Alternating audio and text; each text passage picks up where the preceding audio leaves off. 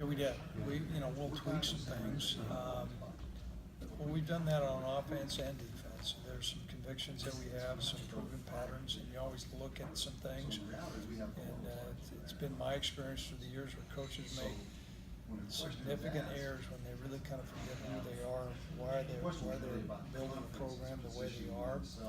And I was asked, okay, did you question your convictions? And we didn't. You get tested. A lot of people on the outside, question, but our coaching staff never wavered. And we've got a recruiting model that we've recruited to, and we're staying with that. Coach, you guys made an obviously amazing turnaround last year, and had a little bit of a slow end to the season last year. How did you guys learn from that, and what lessons from that are you guys bringing into this season? Well, I think there's unfinished business, and Josh's last pass was an interception against BYU.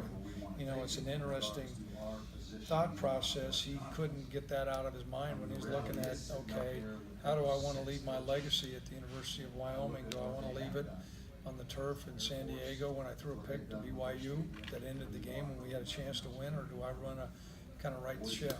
And so I think that is case in point with where our football program's at. We've got a hungry football team, and we accomplished some good things last year. Also into this, we went 0-3 in the last 3 games.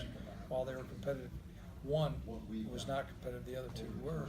We've got a lot of work to do. Coach, last year you were talking about your plan for the team and the progress year by year, and you said you felt like you were a year behind going into last season. Where do you feel you are in your long-term plan for the team that's going into this season? Well, I think we may be a year ahead, certainly having a player like Josh, a head coach can sit here and say, yeah, we had planned to do this and this, and we're great recruiters and great evaluators. You know what? Some of that's true. We got fortunate, and a quarterback can make such a difference. And so when you have a big-time player like that, and if you play better defense, you got a chance to really win some games. So, we're a little bit ahead. We're going to take where we're at and try to run with it this year. At the round table this morning, it was talked about, how every team in this division has a quarterback coming back, but they also all have coaches coming back. Do you think the stability at the coaching spot helps, attribute to some of the success in this division? Without question, because what goes on when there's consistency and stability, the coaching staff is stable, the recruiting matrix is stable, the plan, the conviction. If you look at what New Mexico's doing, they've been running the same. It's a challenging offense. What Air Force does, challenging offense. Coach Bohl's doing, Utah State. It's a really, really challenging league, and those coaches there, the stability there does make a difference. On a lighthearted note, Josh says, despite what you've been saying about in the last few years, he does in fact shave. He started shaving recently. So he says you can't say that about him. He doesn't shave anymore. So you got something else you can? Well, I got a lot of things to say about him. I can tell you that.